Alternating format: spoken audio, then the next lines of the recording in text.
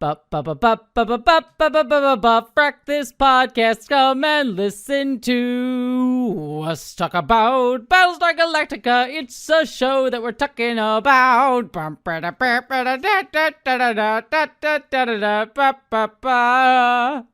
Hello, interwebs! Welcome to the Frak, this podcast. I am your seasonal host, Jesse Gender, and I am joined as always by... It's Vera, and I realized real late I don't have the book where I write that down, so I just had to print down it's seasonal. Disappointing, Vera. This is deeply, deeply disappointing.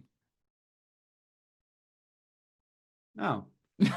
I'll just have to decide how I'm gonna make it up to you then. Oh yeah, you better make it up to me. Yeah. Well, how are you doing, Vera? How is life?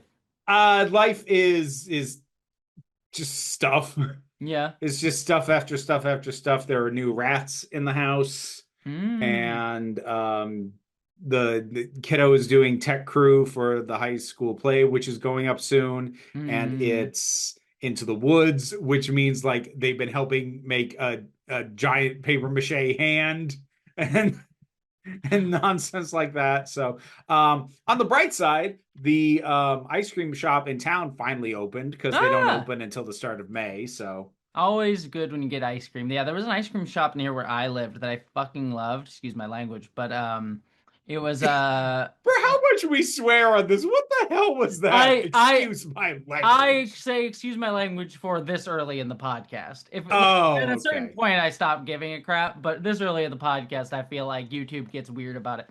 Anyways, by the end of the podcast, I don't think YouTube I think even YouTube's algorithm's like, I don't want to deal with these two bitches anymore. It's fine. But there was this ice cream shop that did this thing called Blue Goo, and no other place does Blue Goo as well as this place did, and I just dream about it. You ever have those like childhood things that you're like, man, I wish I could have that again. That was really good. It was that. And my school also did a breakfast pizza. That was the most delicious breakfast pizza I've ever had in my life, and I've chased that high for the entirety of the rest of my life. I try and sometimes get breakfast pizza. I'm like, this isn't it. This isn't it. You know what I haven't hunted for in a while, and I should again. So when I was a kid, I was very much kind of like a crunchy granola kind of kid because I was being raised by a hippie. So when I was real young, my mother actually didn't go to the grocery store; she went to the health food store. And so growing up, I used to have fruit leather, which is the I know exactly what you're talking about. Yep, the hippie equivalent to like fruit by the fruit foot roll-ups and stuff like that. And there was an apricot. And apricot fruit leather is the best shit. Like, hook it up to my veins. And I remember the last time I tried to find it, I found fruit leather, but it was all like raspberry and cherry and strawberry and grape. And I'm like, what's the fuck? That's not it. No, I know. God, I know exactly what you're talking about. That is good. Also, there was another one for me, was near my college. So there was my college, I think college. There is a gas station right off, like literally right off campus. And it had a bar in it. So it's like a gas station bar. And they would do, the most dangerous thing is on Mondays, they would have dollar pizza and dollar beer. Now, cheap beer, but for college students, dollar pizza and dollar beer, dangerous as fuck. So that was great. But they also didn't, this was all day long, they would do a breakfast sandwich that like was so good. Like, you know Harley Quinn, like I was about to bring up Birds of Prey. Like how Harley Quinn talks about that in the Birds of Prey movie is how I think about this sandwich. It was so perfect. And I still hope it's still there because I haven't gone back to my college town in a while, but I want to go back and I hope it's still there and I hope they still make the breakfast sandwich the same way. I don't know if they will, but I dream about that. So, alas. Seriously, if folks haven't seen Birds of Prey, really good movie, really underrated. And seriously, get you a partner who looks at you the way Harley Quinn looks at that egg sandwich. Oh God, yeah. I would do anything for that egg sandwich in that movie. But yeah, no, it's a good movie. Probably one of my favorite like Zack Snyder DC era movies, I would probably say. I think I'm actually with you on that. Yeah. I would say that, and ironically enough, if you'd still consider it in that vein, the James Gunn's Suicide Squad. Though I guess that's technically now James Gunn's DC. Like that one's got a foot in each continuity. That's a bridge. Yeah, That's a bridging one. That one. yeah. Ironically enough. Well, it's certainly a different road that DC took to go with James Gunn. And speaking of which, we're going to talk about comments from the episode "The Road Less Traveled."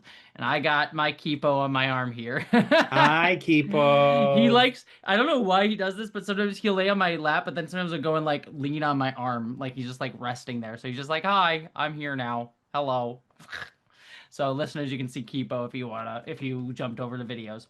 All right, let No, us. I'm gonna blur him out and put up a little censor thing. No one gets to see the cat but No me. one now. No, come here, buddy. Now he's getting up and walking around. There he is. Look at this pussy. You want to see this pussy on screen? Go to Well, the video. now I'm gonna have to censor it on principle. Look at If this that's pussy. how you're gonna talk about him. You want a good pussy on screen? Want to see Jesse's pussy? It's right there. I love you, buddy. You're shedding a lot though, so I am gonna have a lot of itchy eyes later tonight. Yes, I am. Oh. All right. Let us talk about some comments. Want to know what's funny? Is this week I actually prepared and I copy and pasted the comments that I wanted to say into my document, but I forgot to copy and paste the title of the episode, so I still had to look it up anyways. So regardless, still had to look it up. But We're professionals. we are. First comment is from Alf G17. It said, "It's okay to like a series / movie. Don't let anyone tell you otherwise. I still like Battlestar Galactica, even though this last season really lost me, and subsequent viewings haven't really helped to get me completely back. The disappointment of this last season doesn't really hamper my enjoyment of what came before, much like Lost. Anyways, looking forward to Vera's reaction to some of the developments that I hated." So we'll see what you. Yeah. We Fair, will see. I like Lost. I I remember liking Lost final season. Then again, I still remember liking Battlestar Galactica, so we'll see if that nostalgia holds up. But looking at both of them, I think I like what Lost does better. There's still issues with Lost ending, but I personally think I like it more than what Battlestar Galactica will do, as we'll get to, and we'll talk about that when we get there. So Okay. Arsenal says, Battlestar Galactica, the show that is good until you gain a more adult POV on abuse, relationships, and Tom Zarek almost always being based. I never watched all of Deep Space Nine, but I'm shocked people didn't like Keiko. She was the delight. I would watch a video about Garibaldi, but would be utterly lost when it comes to Friends. Gave up after season 1, is in my opinion, is just living single for white people because, manifest destiny. Living single for white people is not wrong. Yeah. I mean, I'm watching I've never really got into Friends, but I am watching Cheers right now, and I am surprised how much that show holds up. Like Sam's like playboy attitude is not great. Like some of it's kind of but it's still not as glorified as, say, like Barney from How I Met Your Mother is. Yeah, like the thing is, it's the show frequently, like, some of the characters look up to Sam. The show frequently doesn't frame him as being an admirable person. Yes, and like the two guys that do, like, Norm and Cliff, they are often like, they look up to him, but they're often shown to be idiots for doing so a lot of the time. So. Yeah. And also too, like, comparing to How I Met Your Mother, which is another show I liked growing up, but like thinking back, I'm like, oh, the veneration of Barney is terrible. Also, the transphobia in that show is particularly heinous. Whereas I watched Cheers, and it does have some stereotypical roles for women. Like, I'm watching Rebecca right now, and Rebecca's constantly always like pining after another guy, as her thing. Yeah. But it also has scenes where, like, it's very openly accepting of queer people. Like, there's an episode where I forget what it is, the exact line, but a guy comes up to Sam and is like, "Oh, I'd like to take you out for dinner." And Sam's reaction is like, "Oh, I'm flattered, but no, I don't." Sweet, like, it's like that's the setup there. And it's like, "Oh, no, I just meant it as like a business thing." And it's like, "Oh, wow, that's actually pretty good of Sam to not be like, "Oh, you want to ask me out?" That sort of thing. Yeah. Now, even like way back in, I think it's the season 1 episode, The Boys in the Bar. Yeah. Which is like the gay episode. It was huge for the time. It actually won a GLAAD. Well, it technically wasn't a GLAAD award because it wasn't called GLAAD yet, but Yeah, whatever the pre, whatever yeah. the precursor organization was, it won an award, and honestly, I'd say well deserved because while you can nitpick it a little bit, um, and I'd say it's harder to watch like if you're already in love with these characters to watch some of them like Carla be kind of homophobic, but other than that, like as a thing in and of itself, especially in the 80s, I'm like, damn, Yeah. okay. The only negative I've watched about the show, and it's not really a negative, is I've just learned that I am Frasier. And I keep sending clips to, so Dr. Erin, our mutual friend, she is a big Cheers and Frasier fan. Like that's her comfort show to watch when she falls asleep. Um, and I keep sending her clips of Cheers because I'm like, oh, I'm just Frasier on it because there's like an opening joke gag from one episode where the guys are about to watch some science fiction movies and they're like, oh, Invasion of the Body Snatchers, and then like this is really great, like ooh, it's great, and then Frasier looks at it, it's like, oh yeah, what a great look at like the fear of the Red Scare during the communists did it, and they're like, oh okay. Well, what about this one? The day the Earth stood still, like cloud too broad and Nick and he's like, oh yeah, this is just a great look at environmentalism, and they're like, all right, and I'm like, oh, that's how I sound, isn't it? you you are a little bit you are a little bit Frasier. I mean, Yeah. not just that. I'm also thinking of the times of like how he is when he gets really exasperated. I'm like, yeah, yeah, little bit. Yeah, yeah. And then there's he also is terrified of bees, which there was an episode where he gets freaked out when a bee lands on him, and and I'm like, oh god, I am the exact same way about bees to the point where I freak the fuck out if there's a bee near me. Like literally, and I sent this image to Dr. Aaron. We were at a cancer walk. A couple weeks ago, and a bee literally landed on her face, and she was like, "I'm fine," and I'm like, ah! And I'm like literally screaming and running around, and she's just like, "I'm fine." And I'm like, and because everyone else is like, did you know it was a bee? And she's like, yeah, I knew because Jesse was freaking out. Yeah. So I'm like, yeah, Love that. I'm just Frasier. All right, next comment. I have the Bitter Fig says this episode really makes me regret some of the writing, show writing choices on New Caprica from season 3. Leoben here is weird and obsessed with Starbuck, but not exactly sexual, and I think this oddness works better than being the creeper playing house on New Caprica. That was both gross and boring. This had more potential if it didn't have that context. Yeah, honestly, a lot of what is going on with Leoben now wouldn't be so gross if not for the choices made about New Caprica. So, like, Mm-hmm. if we're being more fair than I have been, then it is less that the choices made with Leoben are automatically bad and terrible, and more that okay, you made this set of choices, and then you made this set of choices, and doing those together that was the mistake Yeah. because the choices you made over here make these ones land badly. Yes, and I think that's the issue with all of them, and that speaks to Ronald D. Moore not being part of the modern age of knowing to make sure to check how the continuity works first. Yeah. Yeah, Battlestar Galactica is definitely at that early age before the heavy serialization that we're in now. Yeah. Not to let him get a pass on it, just to probably explain why some of that stuff happened. Um, and then last one is I never checked what Ronald D. Moore did after Battlestar Galactica. I was momentarily surprised they let him do other stuff. I guess it's fine unless I guess he's fine unless you don't let him dictate the overall plot. Which I agree on. Like I think he's good in the Next Generation and Deep Space Nine. Um, and I think like Deep Space Nine, he had Ira Stephen Bear guiding him as a showrunner. And then Next Generation, he also did like the First Contact movie and everything. And I think he works there because he was partners for a long time with Brandon Braga, who I always read Brandon Braga is a good concept guy. Like he has some of the best concept episodes of Next Generation and Voyager, but his characterization is terrible.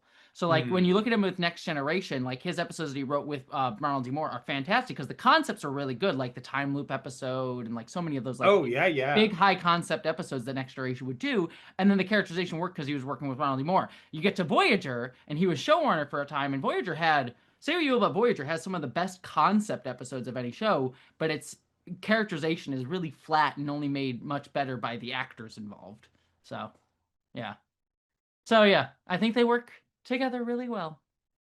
So, you find that actually shockingly often in creative partnerships that eventually break up, and you realize, oh, you like you made up for each other's weaknesses, and or you brought out the best in each other, and Mm-hmm. now you're not working together again. Like, oh dear. Oh dear. Well, maybe they did have a breakup on Voyager because they sort of like Rick Berman sort of incited them to kind of fight each other a little bit. Well, So fuck Rick yeah, Berman. Rick Berman can go So fuck himself. But maybe they should invite each other to dinner sometime to try to make up. But speaking of which, we're talking about today the episode Guess What's Coming to Dinner. Not guess who, guess what. So we're going to dehumanize the Cylons even more in the title, I guess. So I actually didn't even catch that. yep, no, it's Guess What's Coming to Dinner in this episode title. Alrighty, let us get into our recap of this one. We what oh, okay. Notes, looks at notes, immediately crash blue screen of death. That's my first note, and I know what I meant. It says it says Baltar on top, Roslyn and Lee. And I meant Baltar on tape, not Baltar on top. Though Baltar, Roslyn, Lee trio would be interesting.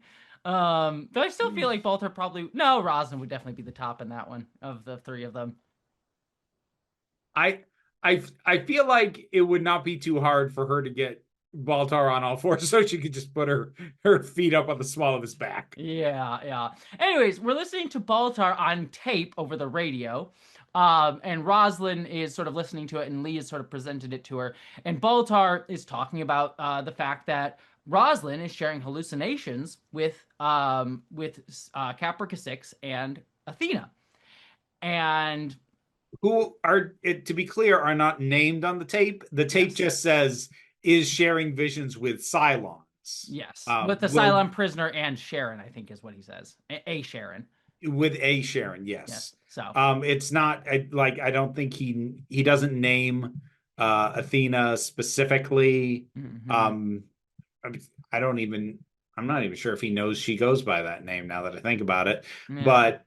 But yeah. Yeah, and he's and Lee is sort of like probing Rosalind like kind of aggressively. Is this true? Is this what's going? Is this like is what he's saying true? And he's like, I took no pleasure in having to do this. Quorum pushed me here to do this. And you know, he's like, what the hell is going on? And Rosalind's pushing back very aggressive. Is like, well, the welfare of this fleet is not something you need to worry about. And he says, you owe the people, you know. That sort of thing. I'm trying to figure out the exact line of this conversation. I just wrote some lines here, but and he's like, you know, I'm sorry for everything you've had to endure, but the people deserve a response. And Rosalind's like, do they deserve the response? Um, what it, and he's like, are you sharing visions with the enemy? And she tells him yes.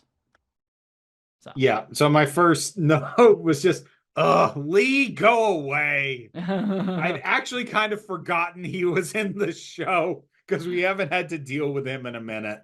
Mm-hmm. I mean, I think he does. I think there is some truth to him saying if she's sharing visions with like Cylons, I think that's something to share. Yes, but it's also one of those things where like there might be a punchier way to say it, but it's what I tend to think of as the Skylar White problem, Mm. which is that it's not that he's being unreasonable, it's that we as the audience know what the plot is, and we know he's getting in the way of the plot. Yeah, So yeah. it makes him irritating, even if he is reasonable as a human being in the scene. Yes, yeah, yeah. No, that's fair. Um, just funny. I'm just comparing Lee to Skylar White. I like Skylar a hell of a lot more than I like Lee. But So do I. yeah, yeah. We jump over to the base star where Starbuck, I think Athena's there, Sixie's there. I'm trying to think who else is on the base star. But anyways, those are the two main ones. And basically, they're like, all right, we're gonna jump together with the Demetrius in 5 minutes. And if we, unless both of us jump at the same time, the Galactica is gonna blow us out of the sky. So of course, we're gonna make sure that happens, and nothing weird at all is gonna go down with that plan. So they plan to do that. There's like a line where like Starbucks says, you gave to Leoben, you gave away the future of all the Cylons on the ship, and Leoben's like, well, I gave it to the right person. And Starbucks sort of questions that. And Starbucks says, like, 60, you're going to be the one doing the talking, I presume, considering that you were the one talking before we got here. So we jump over to the Demetrius. I will say I like the music during this sequence. There's some good music going on in the background here. We see that Gata isn't doing great, and Hilo spins up the FTL drive. 60 goes over to Athena on Baystar and says, you know, I've been thinking of how beautiful she must be, your daughter Hera. And Sharon's like, how do you know her name? And 60's like, we all know her name. You were blessed. And so I just wrote down 60. Are you trying to get fragged? Yeah, are you trying to get fragged? Like, presumably yes, as we'll later see. But they make the jump, but of course the Demetrius doesn't jump with them. Something went wrong, and they have to wait a few minutes to spool up the FTL drive. Yep. So the base star jumps right smack dab in the middle of the fleet, which is funny to me. I think it's really funny that they chose to jump right in the middle of fucking everything. So, yeah. We jump over to Adama and Ty are freaking the fuck out, rightfully so. And they're like, this thing is fracking sitting right on top of us. So we need to tell like everyone emergency jump. The president shuttle's en route, so we can't jump ourselves just yet. Athena's trying to contact the Galactica, but they don't have any comms, so they can't hear them. Of course. Yeah, of course not. And they're about to shoot them down, like Adama's about to fire the weapons at the base star, but then Ty says, weapons hold. And sort of countermands Adama's order. And right at that moment, and Adama sort of gives them a weird look, but right at that moment, the Demetrius jumps in and gives them the code to say that this is the base stars under colonial command. So, yeah. So something held up Ty.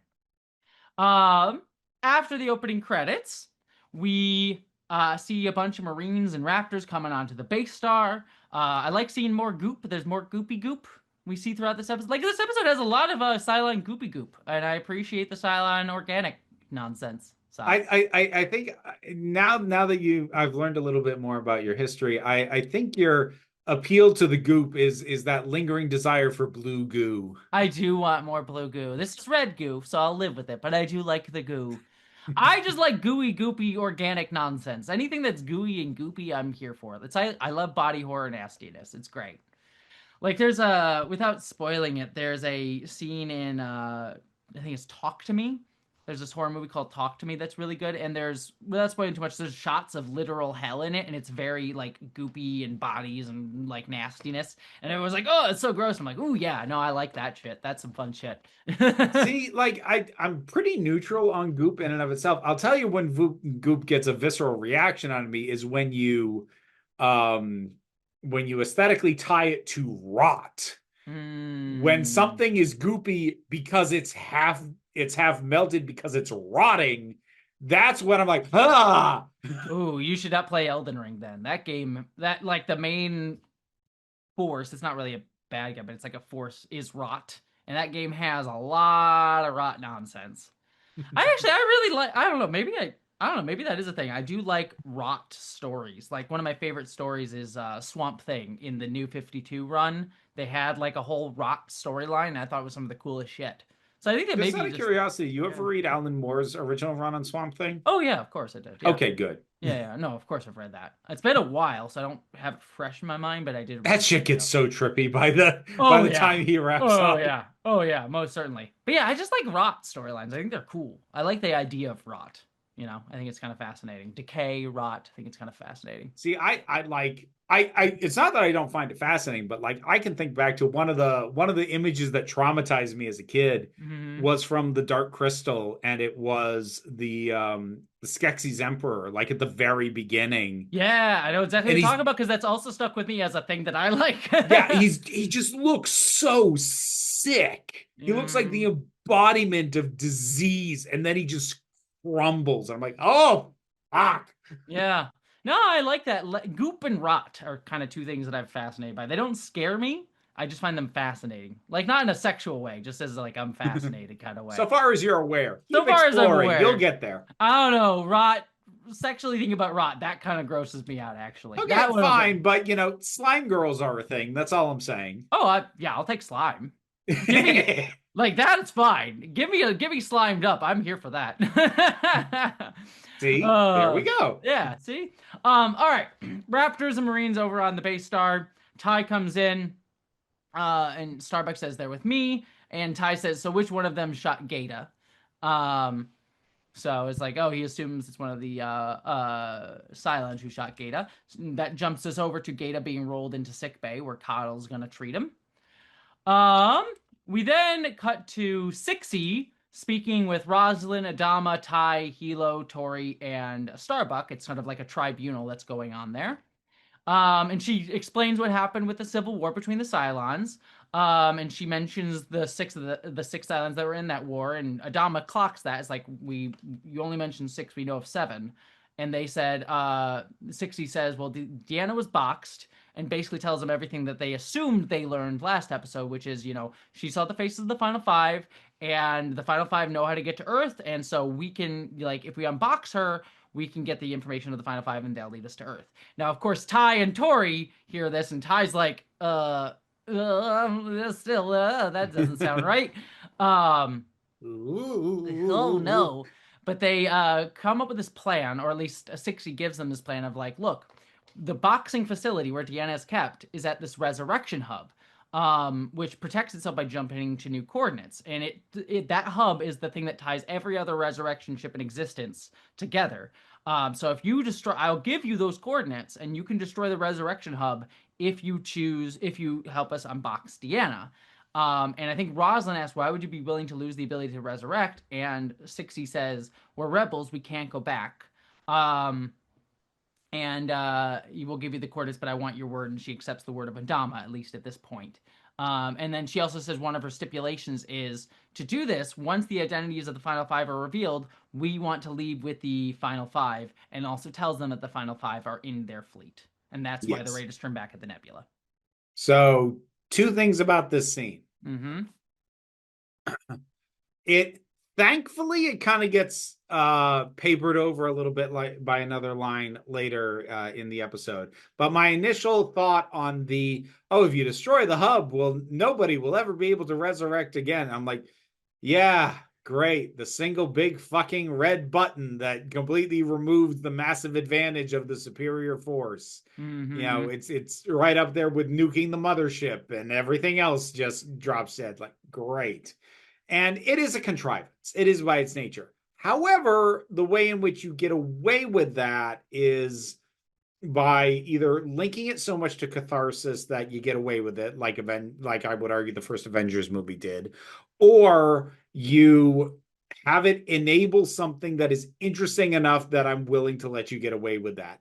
And while it doesn't come up here, something Sixie will say later does actually do that, and it makes me go, okay, there's actually a reason to narratively explore the idea of they can't resurrect anymore, even though logistically that's so fucking stupid. And again, like, they're machines, and they are obviously machines that understand the need for redundancy, and they have one thing that if you destroy it, it's all gone. Fuck off. Like, logistically, that's so stupid. But I will let them get away with it because I can point to what they are actually going to explore as a result of that. Because like that's become such a hang up for me, like in the wake of Chris Chibnall on Doctor Who and the Timeless Child. Honestly, my biggest anger with the Timeless Child reveal at this point is that it didn't matter. It didn't lead to anything. There was no story that he told off the back of that. He didn't take the thing in a direction like, well, we could only do this if I did that plot point. He did fucking nothing with it. So like, that's like become now a big hang up for me. It's like, I will give you leeway if you at least fucking do something with it. Now the second thing, which is going to be my petty bitch moment. Oh, you? Yeah, I know. What a shock. So against character. But there's a moment when Sixie, like, describing her plan, like, stands up, and like there are guards who point a gun at her, And that's when I noticed something that I had actually noticed while editing the previous episode, but I didn't mention it at the time. And me seeing it now reminded me to write it down. She's wearing fucking high heels. Yeah. Now, this matters because, especially if you are a listener and not watching the podcast, I need to emphasize Sixie is not as fully done up as your standard Six. She is blonde, but she is not platinum bleach blonde. She doesn't have the really vibrant red lipstick. Her clothing is way more casual. She is visually distinguished as basically being, for lack of a better way to put it, more normie than, you know, the Caprica 6 or Head 6, yeah. Well, I mean, Caprica 6 is kind of her own thing at this point, but definitely than Head 6, and Head 6 is modeled after like what sixes were kind of designed to do. So the fact that she's in heels, and she was in heels last episode too, as I said, I didn't notice until I was editing it, because there was this one shot where she's actually, it's when she's kneeling down to talk to the Six that she shoots. I notice her kneeling down, like, she's in fucking heels.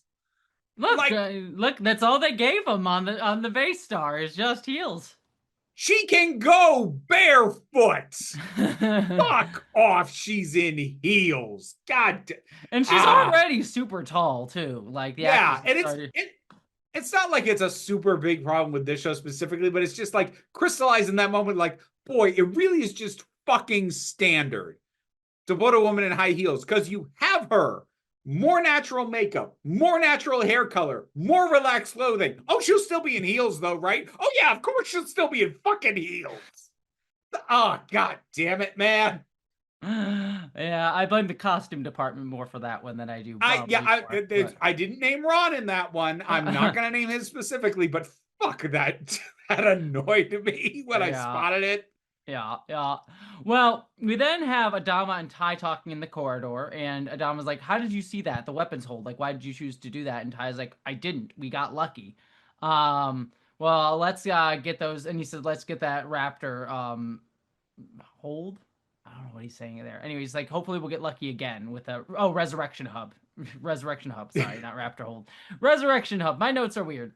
Resurrection hub. Maybe we'll get lucky again. And Adama thanks Ty for it. So Ty got away with that one.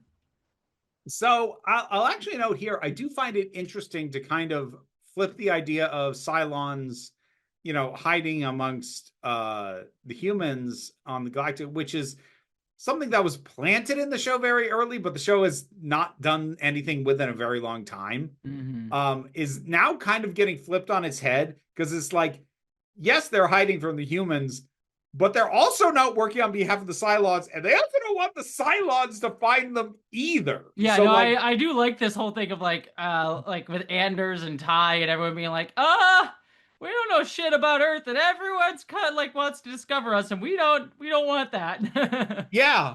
It is an interesting way to bring back a lost dynamic of of seeing Cylons having to try and hide and integrate, and also to tweak it and kind of flip it on its head a little. It's nice. I like it. Yeah, no, it's fun. It's got some good stuff. We then have a quick little sequence where Racetrack does a scouting mission of the Resurrection Hub, so we get to see them see it, so they know it's there. Then we jump over to Coddle, who is going to amputate Gata's leg. And right as he's about to put Gata under, Gata says, don't numb me, don't put me under, just numb everything. I don't want to wake up with my leg gone. And Coddle's like initially hesitant. He's like, okay, son. And Anders sort of watches from a distance as we watch where we see the start of the amputation. I actually really want to put praise, because like you see the start of it, and like we see the little circular saw thing come out, and we hear it revving up. But then the shot is just, it's like a profile shot from the side of just Gata's eye. And I really love that shot because it does so much, like he's able to put so much fear and just tension just in how his eye is looking. Yeah, no, it's a very good acting moment. Well, it's a good acting moment, but I also really love the visual framing of it, because a frequent issue that I will have with scenes like this is they often get really gratuitous with how much they, for lack of a better way to put it, fetishize pain. Mm-hmm. Whereas here, they're able, through some very restrained imagery, still convey the fear and the terror and the tension and pain of what he's going through. And he's not screaming, he's not flailing about. I don't have to look at his entire face panicking. It's just in the eye. It's really good. Yeah, no, it's a moment where we linger on the effects, the emotional and human effects of what's happening to him, rather than the spectacle of like, look at how gross it is. So, Exactly. Yeah, yeah. no, loved it. We then have Roslyn and everyone, Ty, Adama, I think Hilo's in there as well, talking out their plan with the Resurrection Hub. And they're sort of like, all right, well, if we go in with the base ship first, they won't notice us at first initially. And so we should probably try and put a bunch of our own Vipers, like half of our wing, over on the base star. And that way we can sneak up to the Rebel hub and take out their FTL, and then it'll be stranded, so they can't jump anywhere. And then we'll have mortal enemies, as Roslyn puts it. And then I talk about, well, we'll need to get a team to go in and get Deanna as well. And Ty sort of, I like it because it fits Ty's character even without knowing he's a Final Five guy. But he's clearly trying to do it to preserve himself. Where he's like, well, what if we just say, forget that, like lie to them that we're not going to actually go get Deanna and say, fuck it, And just blow the whole thing up. Yeah, which fits Ty, even if he didn't know it was a Final Five. Of like, yeah, just portray him. Um, and yeah, and so like they start talking about that, and they haven't, the final five, they haven't revealed themselves before, and what if they are here, and what if they're, and like Adama even brings up the questions like, what if they're different than the other Cylons, even though Ty's like, well, what if they're not going to lead us back to Earth or anything, and Ty's like, well, we blow the whole thing to Kingdom Come. I think I trust the president's visions. I trust what she's saying, definitely for no other reason. But Roslyn says like we should unbox Diana, we should find the five, but we should sort of change the plan on them and keep the final five to ourselves, and then we'll not give them to the rebels. But right now it's all pie in the sky until we know. But that's going to be their plan that they settle with. So they're going to say no leaks to the Cylons, and we should tell them that they have a deal. Mm-hmm. So, yep. And Ty's like, fuck me. We then get a quick little bit where we see the base star being prepped with a bunch of the Vipers. It's a very CGI sequence because it's just like an open shot. It's actually not as bad. Like it's like a very open CGI space with a bunch of composited in actors that are there, but it's not as bad as it could have been. I've seen It's worse. okay. It's brief, thankfully. Yeah, I've seen worse, I'll say. We then have Zarek talking to the quorum, and he's basically like reading an announcement from Roslyn about these, this is an unprecedented joint military operation, and he ends up by going blah, blah, blah. And he says, why weren't we consulted? And he looks right at Lee, and Lee's like, I'm in the dark as much as the rest of you. I don't know what the fuck's going on. So, yep. So everyone's looking to Lee to be like, why the fuck were we not consulted on this? We then cut to a meeting of I'll just call them the final four of the final five for right now, the four that we know of. And one thing they're talking about, I think Tori says, well, or no, Chief says, well, at least we'll learn who the fifth one is from this. Mm-hmm. And Ty's like, oh, that'll just crowd the airlock a bit more. What do you think they're going to do? Give you a medal? And Anders is sort of distracted, and he says, Gata sings whenever he feels his phantom limb. It says he helps him get, Kyle says it helps him get through it. He sings. So Anders is still very much in a, oh, fuck, what did I do mode. Yeah. So yeah, he is not dealing with the fact that he shot Gata in the leg very well. No, not at all. He feels guilt. So, we then cut to a scene between Tori and Roslyn. And Roslyn starts off rather nefariously, if once we know where this scene goes. But she goes, what is it about the Galactica that gives you a glow whenever you're here? Oh, and Tori's like, oh, I hadn't noticed, but thank you. And then Roslyn says to Tori, We need to find out who's been sharing the rumors of my visions to Baltar. Figure out who's talking to Baltar. You're sleeping with him, right? And Nori's like, oh shit. It's like, yeah. I've heard reports you've down there so often that you could be a charter member of his nymph squad. Is that what she called it? I love that she knows. Yeah, yeah. I fucking love that. Like we didn't have this like extended thing of like her finding out, waiting for her to reveal. Like I love that this is how we find out she knows. Yeah. Fuck. Oh, that's good. I love that she starts off with that. You have a glow line, like just getting like setting Tori up to fall even harder. It's like, oh, Yeah. you nefarious bitch. um, but yes, she's like, Tori's like, well, I've come to believe in Baltar's spiritual message. I don't know how or why, and I wanted to tell you your friendship and your trust means. And then Rosin's like, Frak. Clearly, my friendship and trust means Frak. I don't really care. And this line is like, whew, Jesus. She's like, I don't really care if you spend the night on your knees praying or just on your knees. I want to know who's responsible for these lies. I'm like, damn, cold. Fuck. Little harsh, but still. Yeah.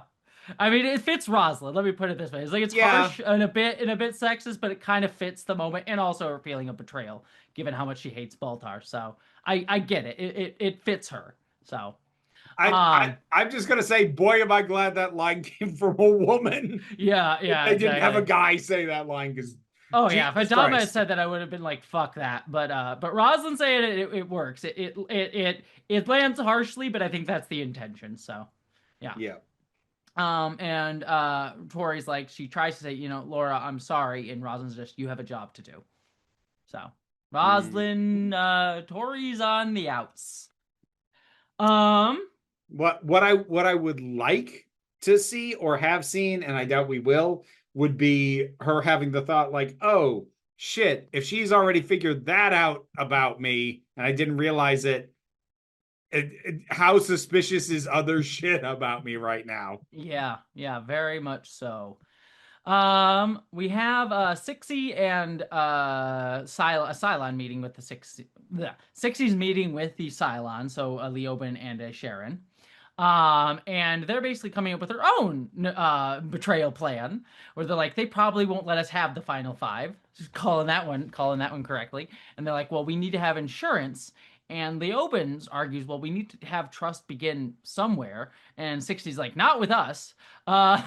So when we jump, we take control of the base star with the Centurions, and we held them as promised. But when we return, we take hostages. The humans stay on the ship until we have the final five. We've changed, but the humans haven't come as far, haven't come so far, and we haven't gone this far to risk everything on their trust. So. And now I actually really like this, and I especially really like that it is contrasted with the we don't trust you shit that is going on Galactica in return. And it's just without anybody having to make this specific point, because nobody knows both sides of it in narrative, but without having anybody say this, it just makes the point like, boy, this would probably work out fine if y'all would just honor your word. But at the same time, you can't blame either side for not doing it, because the other side is also not going to do it. Yeah, both of them are fucking themselves over, and if they weren't, it would have been fine, Yeah. At this level, watching this level of distrust in action is actually, I think, really well done. Yeah, no, I agree. It's a nice setup. We then jump over to sick bay, and I'm gonna note here, almost every time that we come into sick bay, we hear Gata singing a song. And two things that I want to know about the song, one personal and one just factual. The actor Alessandro Giuliani, I think is his name. What an unfortunate last name. Though to be fair, as of this recording, Rudy Giuliani's in the hospital right now, so fuck him. Hopefully by the time you listen to this podcast, he is dead. I'm not saying there was an Onion headline. Rudy Giuliani reported in liquid but stable condition. That's funny. That's good. But yes, no, fuck that man. I could give two shits about what happens to him. Anyways, the actor though who plays Gata, he's fine. But he was actually a like trained singer, And they didn't know this until this season. And so they're like, oh, we should come up with an excuse for you to sing. And so they did this whole bit with him singing just to show off his voice. And he's got a good voice. And then on a personal note, strangely enough, I learned that I could sing this song like pitch perfect, like this exact version of this song pitch perfect when I listened to like the soundtrack in the car when I was growing up. So I can sing this song right off the top of my head. Um, and weirdly, unfortunately, he has since passed away. But my previous cat, who passed away a couple of years ago, Newt, whenever I would sing this song specifically, he would come running and then sit on my chest, and it was very adorable. It was a very cute thing. So I could just sing this song, and he would always come running up and sit on my chest. So I can't. Unfortunately, as a side effect, I cannot sing this song anymore because it makes my partner cry because she loved Nudis very much as well. So I had to make sure I had this episode on my headphones when I was watching it today. But it's a great song. Anyways, Rosalind is listening to the song and Lee comes in and she sort of says, well, what a way to discover such a beautiful voice. Lee sort of tells her the quorum is considering a vote of no confidence against you. And Ron's like, well, I won't compromise the success of this operation or the safety of the fleet to indulge the neediness of 12 perpetually unhappy representatives, is her words. And Lee's like, he tells the story of like, I was on the emergency jump with the quorum when we jumped away when the base star came in. I saw something. It wasn't anxiety. It was way beyond that. I was anxious. It was my first time. But they were empty. The quorum had given up. And then it struck me, they've been going through this same routine so many times.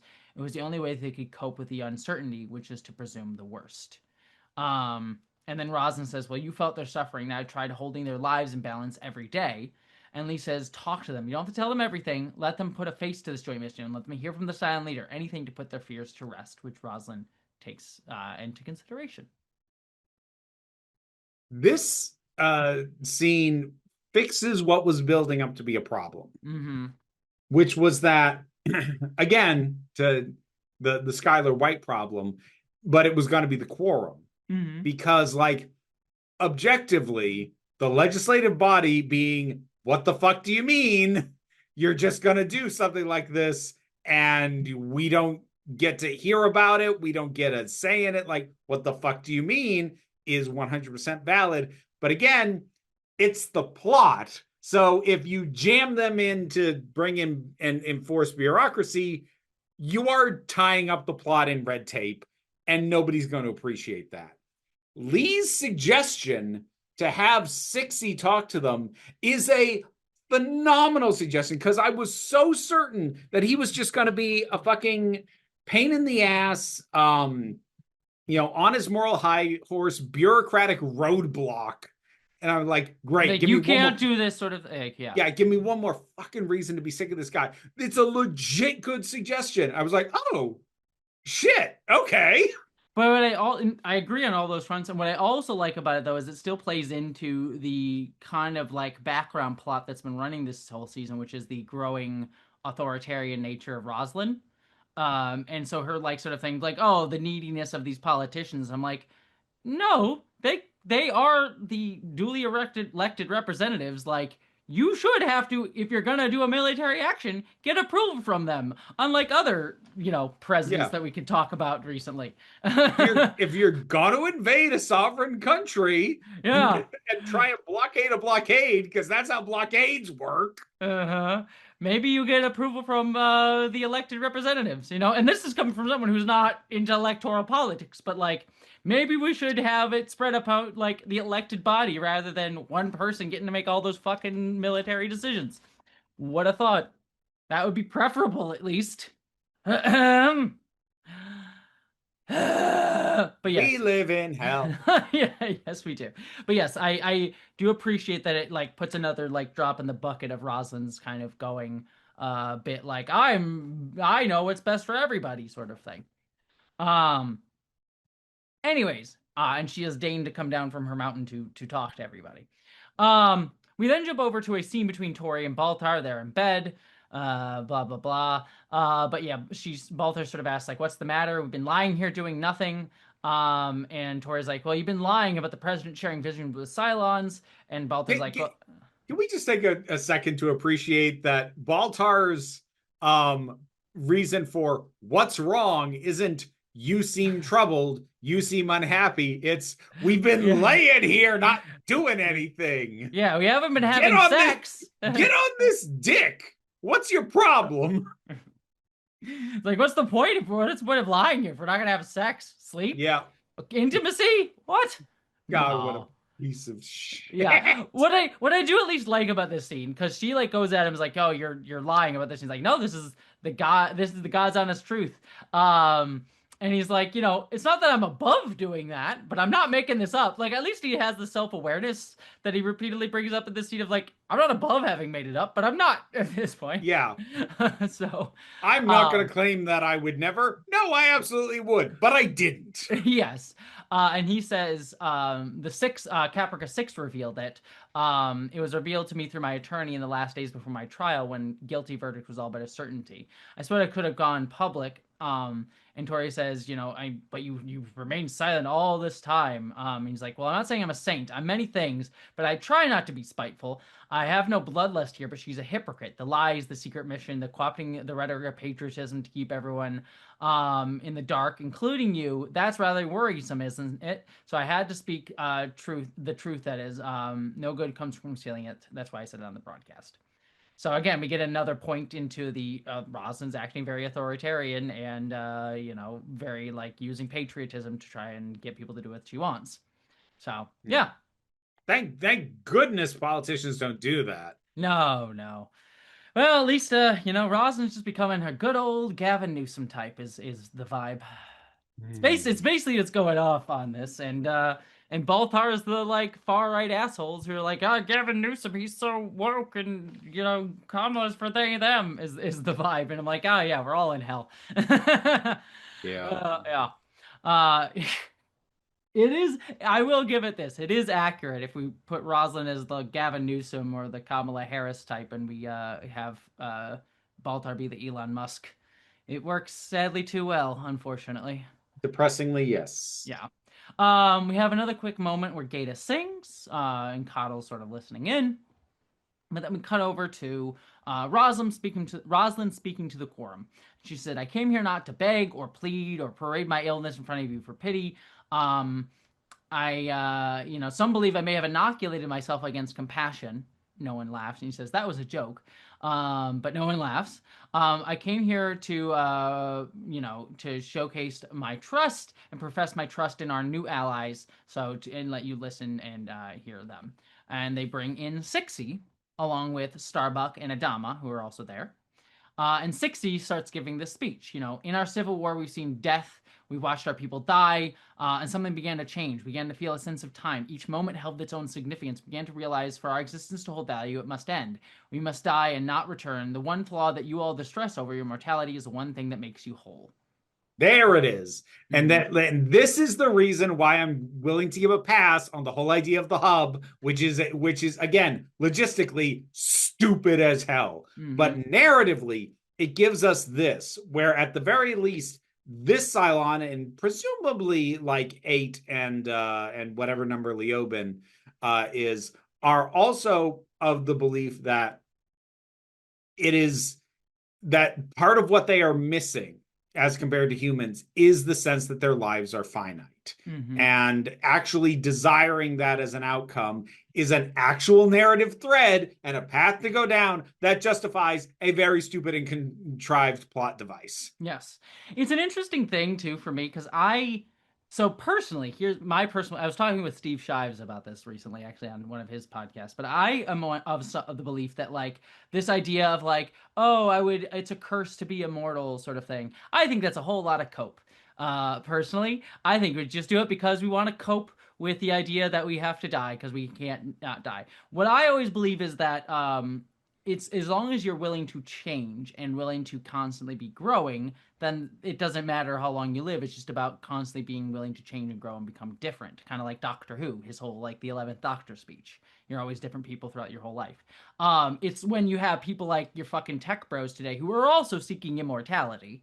But their desire for immortality, like they literally are like, I want to upload my brain or steal my child's blood or whatever the fuck nonsense they come up with. Or like have like endlessly reproduce myself into the future by making little clones of me, like Elon Musk's nonsense.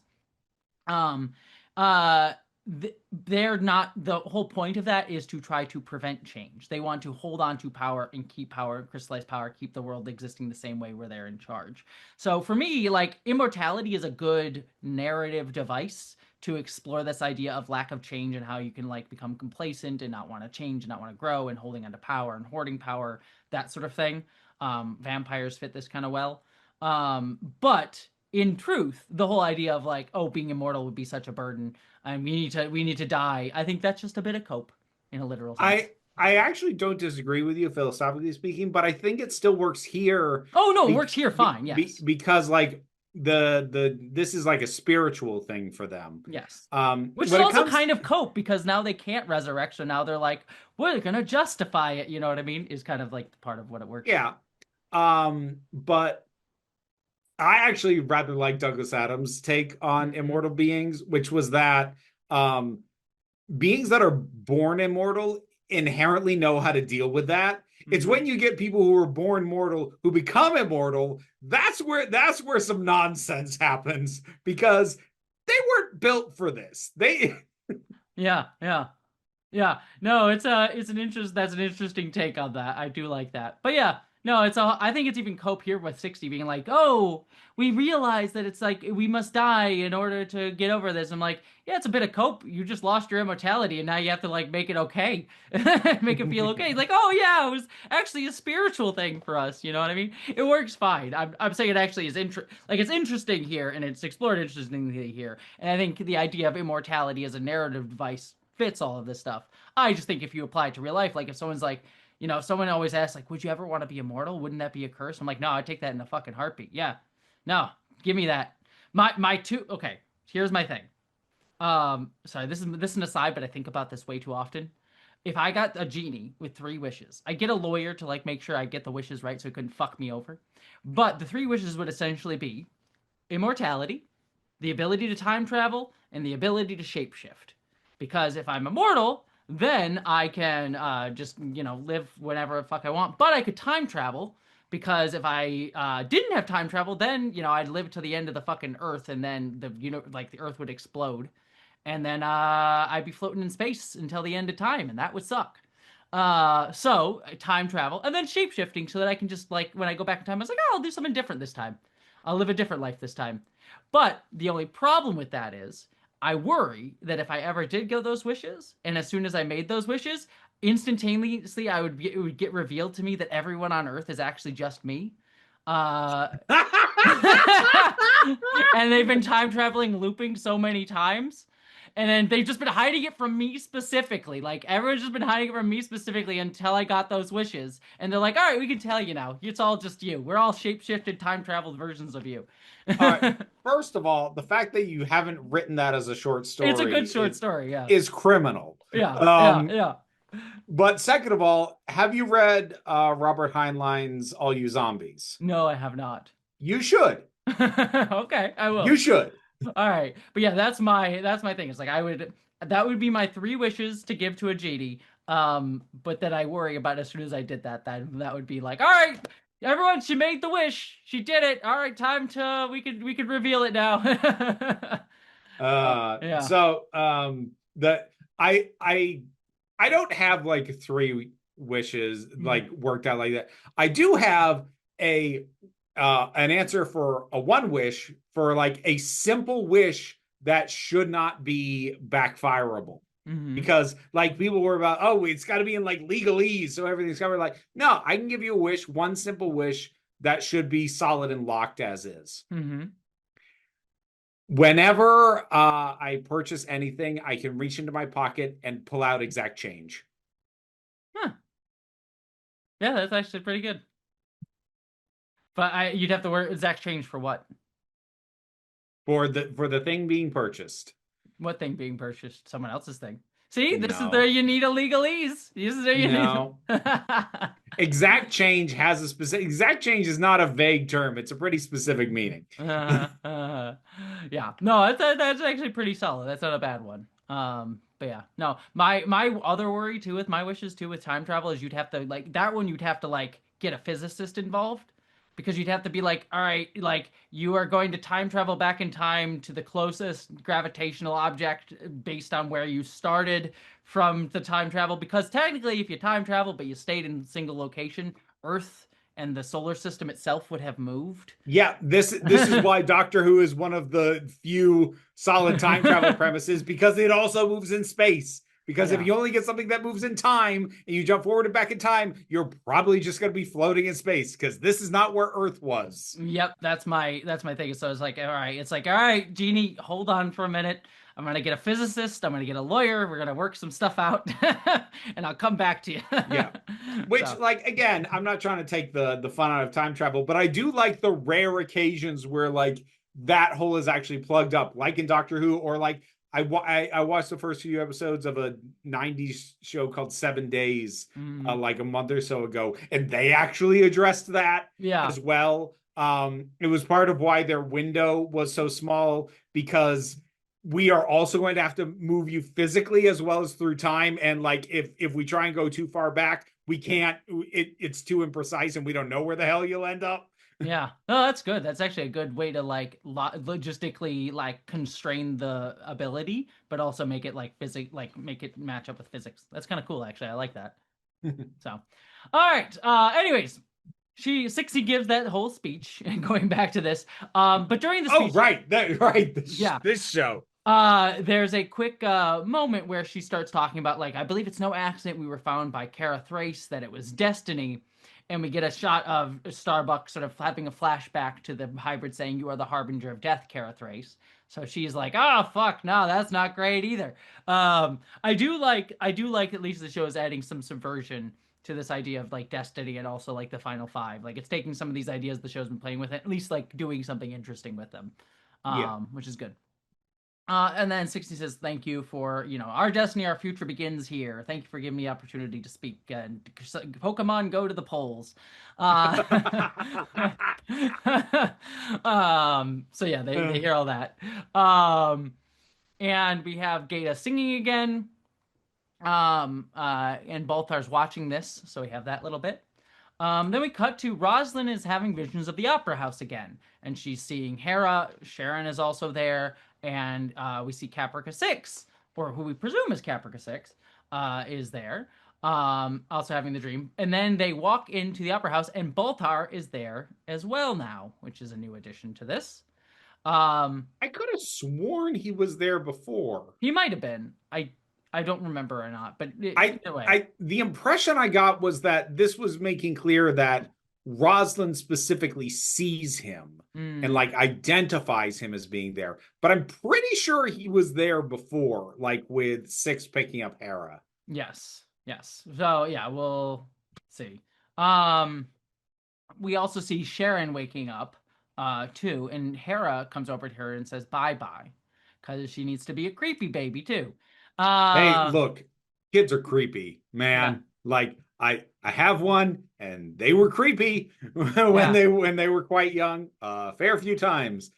Yeah, I'll just say Hera's giving very much. I know you don't like the movie, but like the Shining Kids energy is kind of what she's given here. A little bit. Yeah. Did you ever see Doctor Sleep?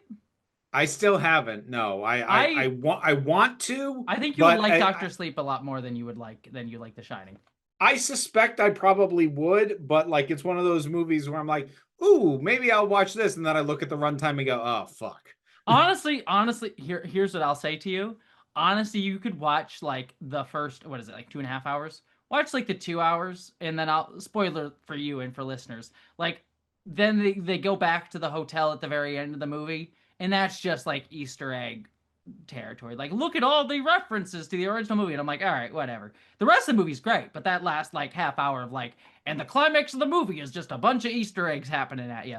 So, but I mean, like, it's not like I can't handle a 2.5 hour movie. It's just like it's one of those cases where if I'm gonna watch something that isn't on my commission docket and isn't related to work, yeah, I can justify an hour easily. I can justify an hour and a half. I can maybe at a stretch justify 2 hours, 2.5 hours. My brain goes, nope, do something Yeah. productive instead. Yeah, no, I get it.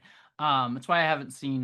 There's a movie this out this year called The Secret Agent that was like nominated for an Oscar, and I keep wanting to watch it, but then it's like 2 hours and 40 minutes, and I'm like, yeah. Yeah. So, who has the time? Anyways, God, remember when you were like in your teens and you do an all-day marathon of the extended version of Lord of the Rings back to back to yeah, back? God, those days. I think about those days a lot now. I think of my English teacher because I had an English teacher in high school who was just like, when you get older, you're gonna have a hard time finding time to play video games. Because I would always come into his room and be like, "Have you finished Mass Effect 3 yet?" Because he played video games too, and he'd be like, "I haven't had time," and I'm like, "What do you mean you haven't had time? You had a whole weekend." Yeah. Yeah, and You understand yeah, now. yeah. Now I understand. When I was a kid, I was like, that'll never happen to me. I remember specifically thinking that I will always have time for video games. You Alas, fool. alas, and I made it part of my job, and I still don't have enough fucking time. Yep. Anyways, Rosalind's in sickbay. Starbuck comes in, and Rosalind sees Starbuck says, "I gotta hand it to you. If you are a Cylon, this is a great plan. The final five are in the fleet. Even I couldn't pass that one up." Um, and Starbuck says, "You are having these visions, aren't you?" And she says what the hybrid said to her, which is, "Thus shall it come to pass, the dying leader shall know the truth of the opera house." And Rosalind's like, "What? Where the fuck did you hear that?" And Starbuck tells her it's the hybrid. Um, and Rosalind's like, "I have to find out what these visions are. Will you help me?" And Starbuck says, "Yes." Well, and Rosalind's like, "Well, find me Captain Agathon. So go get me Yep. Hilo." Then we have Sixie talking to the other Cylons, and she's like, "I felt the contempt from the quorum when I was speaking to them. We're not ready to trust them." And I think it's Leoben or Sharon, one of the two of them. I forget which one. One of the two of them says, "Well, of course they don't trust us. We're deceiving them."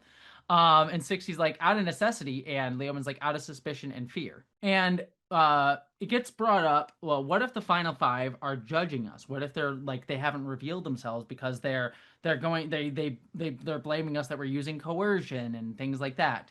And the open goes like, you know, they basically come up with a plan of like, well, we have to order the Centurions to stand down, but they say, oh, it's too late. And they say, okay, well, we have to tell the humans the truth. And I think Leoben brings up the point. It's like, well, if they know the truth, it'll ruin everything. They won't trust us at all. And so they basically said, go to Adama, stall for time, and Leoben says, I'll speak to the Centurions to convince them to not go ahead with this plan anymore. So basically, like, Mhm. stall for time so we can cancel all of our betrayal plans. So, mm-hmm. And speaking of betrayal, I got Kipo back again. He's here. Hello, buddy. Yeah. Um, and anyways, we then have Baltar taken by Hilo to a raptor, and on the raptor, Rosalind's there, and Baltar's like, okay, I see where this is all is. And Rosalind's like, we're going to settle this now. I've been sharing visions, and Baltar's like, oh, so I was speaking the truth. Um, and we're going to talk. Rosalind's like, we're going to talk to the hybrid. Um, and Baltar's like, well, why would you require my presence for that? And she says, because you're in my visions. So they're going to go over to speak with the hybrid. Sharon is babysitting her kid, Hera, Athena, I should say. Um, and she looks at Hera's drawings, and it's a bunch of Caprica 6. It's like 6, 6, 6, 6 all in her notebooks. Very, very devil number nonsense. Again, giving Shining Kid stuff going on here. Yeah. Rad Ram, a whole thing. Um, and then she turns around after she was freaking out the drawings, and Hera is gone. So she starts chasing her through the Galactica, trying to find her. And we have flashes to the Opera House as she's doing this, so it's like very much paralleling that, and she's thinking about that. This is also paralleled with Rosalind and company going to see the hybrids, to see the hybrid, excuse me, over on the base star. Sixie is going to see Adama, and Ty is there. And Sharon, she runs into D and the chief.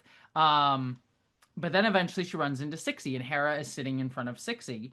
and Sixie is stopped to kneel down to speak to Hera, and Athena pulls out a gun and aims it at Sixie. Says, "Get your hands off my child." She has the chief come in and take Hera out of there, Like and the chief just kind of wandered in from the background and was like, "Oh." yeah, it's like, okay, this is awkward. And then Hera, like looking at Sixie, says, "You are never going to take my child." And Sixie says, "I wasn't planning to." And then Athena shoots Sixie. Well, see, you missed the best line in the build up to that Mm-hmm. because she never takes her eyes off of aiming the gun Mm-hmm. at Sixie. So, she tells the chief to take her out, but she doesn't watch that happen. And so she asks, I think it might actually even be Ty. She asks, like, is she gone? And Mm-hmm. like that was the moment I was like, oh, she's got to fucking shoot her regardless, because she wanted to make sure her daughter wouldn't see her do it. Yeah, yeah, And like that as a build up towards this moment was real good. yeah, yeah. No, but yeah, she shoots Sixie. Um, Twice too, double tap. Like yep, do the yep. job right. Dang. Though I will spoil this. Like, Sharon's can't shoot people dead for shit. Really? Yeah, yeah. Oh, that's bullshit. Like she even thought to double tap. What the It's fuck? like her, both Athena and Buma are 0 for 1. One couldn't shoot Adama dead, one couldn't shoot Sixie dead. Good Um, grief. yeah, yeah, we'll get to that next episode though, but I will spoil that here. It's the start of the next episode, so it's not really that big a deal. I think it was even I remember it being on the previous, like, next time on Battlestar Galactica sort of thing. Um, Anyways, we have Roslyn and Baltar go to see the hybrid at the same time that this is all going on, and they plug it back in. And as soon as they plug it back in, the hybrid says, "Jump!" And the base star jumps away. And then we end out the episode on Gata's singing. So everything's gone to shit. Yep. Yep, and that is the end of the episode. I'm not gonna have a spoiler minute because there's not much to say that I haven't already said before at other times. So, what did you think of this one? This pisses me off. Why? It's good. I was just saying, it's a good episode, I thought. It's really good. Yeah. And it pisses me off because it is a reminder of what this show does when it's firing on all four cylinders. But I can't get excited about the fact that this is good because I look at the episode and count and go, this is literally the first good episode of this entire fucking season. I will say this next few episodes are really solid. I do enjoy the next few episodes. And there's actually the next like run of episodes is some good stuff. We'll see how we get to the finale, but now we're getting into some shit that I really, really like. So this is good. This is well structured. This is clearly had a lot of thought put into it as to why everything happens. Where it either is a unavoidable outcome of what the characters would do, or it points very directly to enabling what this story is going to be. It is layered and laced together so well. All the performances are on point. There's a couple of instances of really stellar camera work. Nobody's being the dead weight on this fucking show this episode. It's really good. There's a poeticism too with like Gata singing as well. Yes, yeah. It's god damn it. It is good enough to piss me off because it's like it's a reminder. It's like not even having a friend. It's like having like a coworker or like a classmate who is a shithead 80% of the time, but then every now and then like has just does the work and does it well, and you're like, why are you like this all the time? I think part of it is like they actually sat down and planned out shit this season instead of just winging it. You say that, but it hasn't worked for me up until this episode. So even like, while I can say that this is a very well plotted episode, that overall planning structure hasn't helped my digestion of the season up to this point. So even that, I'm not sure, but it is just a reminder of like, and this is why every time this show fucks up, it hurts. Because I know it doesn't have to be like that. It could be like this, and it's not so much. I know. It is upsetting. But yes, I will, if memory serves, the next like good run of episodes are solid. Now, I don't want to build them up too much, but there's some stuff on the horizon. I'm like, okay, this is some stuff that I really like. It'll fumble it by the finale, I'm sure, but there's a good run here that'll at least be worth Look, watching. I'll take what I can get at this point. Honestly, it feels nice not to be just the shit talker for another fucking episode of this podcast. I'm like, oh my god, it's actually good, and I can point out stuff that was intelligently implemented and well structured and thoughtful. And fuck, why isn't it like this more? Alas, alas. Yeah, I'm with you. I like this episode. It's solid. I really enjoyed it quite a bit. And I'm glad it was because I specifically remember this episode because of the Gata song and how much it's been like part of my life for numerous reasons. But I'm glad that it holds up pretty well. Yeah. So. And also, that's a fucking great cliffhanger. Mm-hmm. Because it like literally something happened that I did not see coming. The hybrid wakes up and immediately says jump, and then it's like, oh fuck. Yeah. Like that throws a wrench into everything. And in a way that, like, unless they literally just jump back immediately, can't resolve quickly and simply. Like, that's a good goddamn cliffhanger. Mm-hmm. Shit. Well, as you remember, like they didn't have their like guidance program to be able to get them back. So yeah. So yep. We'll see where all of that leads eventually. There was something. Oh, one other thing I will say. This is a logistical thing that I'll put here before we do the wrap out. Do the stuff. I was looking at some watch order things because I was trying to figure out. There's like another kind of like the Resistance type Mobisode episode that we'll watch. But I was also looking at some rewatch stuff, and I'm like, oh, this actually makes sense. The Plan, the final movie, The Plan, came out after the finale, but actually you can, and I think it might work better if you watch it in the show. We have to wait until episode 15, though, of this season. I think that's probably going to be a good idea, if for no other reason than I'm going to predict right now that once we hit the finale of this show, I would heavily resent anything that drags me back to it. Yes. So what we're gonna do, I think I can give Caprica a fair shot, and I don't think I'm gonna hold it against the original series. But like, if we hit the finale of the show and then I have to do more, I think I might lose my fucking mind. So yes, if it can be integrated, let's do that. Yes, we're gonna do that. Yeah, Caprica's enough of its own beast that it's a very wildly different show. So, anyways, yeah, so what we're gonna do, just for listeners, just so they know, because we're getting close to when it's gonna come up. We're on episode 7 right now. We're gonna go all the way up till episode 11 of season 4. So we'll watch episode 10, watch episode 11. Then at episode 11, we're gonna watch The Face of the Enemy, which is the like the webisode thing, which is kind of similar to the Resistance. So we'll watch that. And then we'll keep watching up until episode 15. We'll watch episode 15, and then once the thing that happens that people knows what happens there, then we can watch The Plan. We'll watch it at episode 15, and then we'll get into episodes 16, 17, 18, 19, 20, the final run of the show. So okay. So we'll watch The Face of the Enemy after 11 and The Plan after 15. So. Alrighty. Mm-hmm. All right, Vera, anything else? Nope.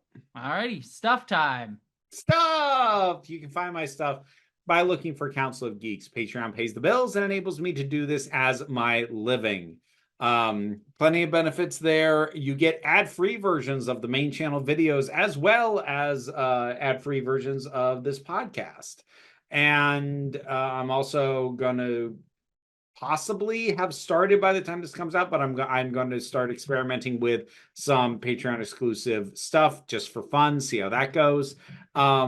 But the main thing that funds is the Council of Geeks YouTube channel. New videos up every Saturday. By the time this goes out, I should have a video out on the rapid decline of the Daily Wire and Ben Shapiro, as well as a video on addressing the question of, do fans of something have an obligation to support it if they want it to continue to exist? I haven't seen it yet, but it's on my to watch list from your Patreon. So that's some stuff that should have come out relatively recently from when this releases.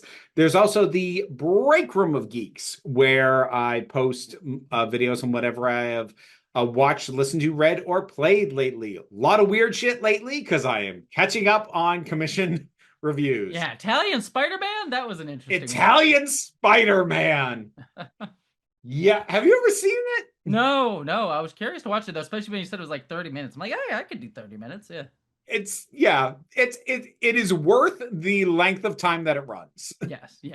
And I knew yeah. when you're like, oh, in college it would have been all over this shit. I'm like, I know exactly what you're talking about. yeah. But anyways, that's the break room of geeks. I'm not even gonna bother plugging Council of Geeks social media because I don't really do it anymore. Like the accounts exist, find them if you care. But that is basically the geeky stuff. There's also the spicy stuff. Also the spicy stuff. And for that, you can look for Vera Wild. Wild is spelled W-Y-L-D-E. Y-L-D-E. You can find increasingly spicy content. Increasingly spicy. Is that the same tune? No. Aw. It's not. Oh, should have been. Yeah. On YouTube. TikTok. Anyways, you can find me at Jesse Gender on YouTube. You having fun? I figured that's where this was going. You can find me at Jesse Gender on YouTube where I do video essay style of stuff. I will have a video on either the Ferengi or Starfleet Academy soon.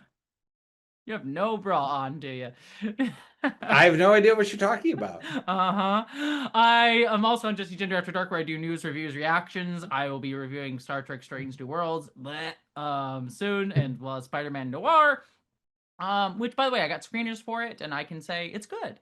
You having fun? Getting dangerously close. Blue Sky Instagram for as long as I'll be on Blue Sky. Because I've gotten another strike for some bullshit on Blue Sky. And they just do not respond to my appeals at all. And I only get 4 strikes, so I'm assuming I'll get another one at some point. They won't listen. I'll be off of there, which honestly will be a load off my mind. But you can follow me until that point. And then I'm on Nebula, and I'm on Patreon. You can follow me at all those things. I got distracted by boobs. I have no idea what you're talking about. Yeah, well, here's my pussy. All right. There's my pussy. Look at his little face. He's purring right now, right, buddy? Mwah. Love yo. Yeah. He's like, what's going on? Anyways, Vera, anything else? Nah. With all that said, I hope you all, my friends, live long and prosper. Be seeing you. It's a lovely pussy. It is a good pussy. I like my pussy. He's a good pussy, right, buddy?